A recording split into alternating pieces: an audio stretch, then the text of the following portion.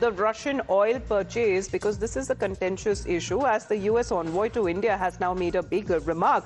Sergio Gor is of the opinion that it is not just about India. US does not want anyone buying or purchasing Russian oil.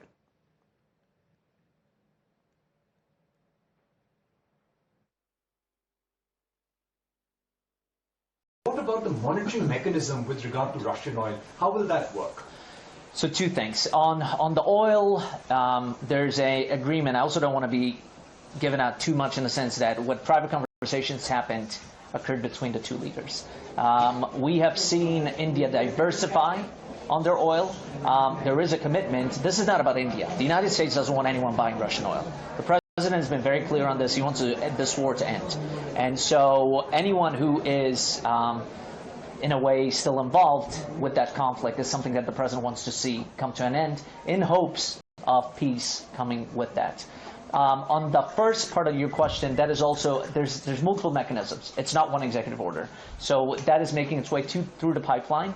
The executive order specifically on oil was already signed. So that's done. The second part of it on the tariffs being rebalanced, there's multiple things. It's not just one piece of paper. It's multiple things, multiple departments, multiple areas. And so that'll also happen very soon.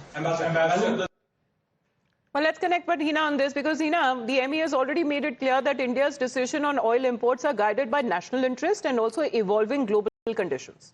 Well, Amita, we should look at the statement the way we looked at the statement by US President Donald Trump, which is their side of the story. Now, this is America's view on India, on Russian oil. America is making it very clear that it's not just that they have a problem with India buying Russian oil. They have problem with any and every country that buys Russian oil, because according to them, if you're buying Russian oil, then you are the one that's fueling the war between Russia and Ukraine. So we will have to see it as their side of the story. We'll have to wait and see how the Indian government reacts. Remember, when the first indication came of, signing a trade deal between US and India, at that time as well, US President Donald Trump had literally declared that India has committed to the US that it will not be purchasing Russian oil. But when the statement came from Prime Minister Narendra Modi's side, in that statement, there was no mention of any such commitment. So India has been quite firm when it comes to its decisions on energy.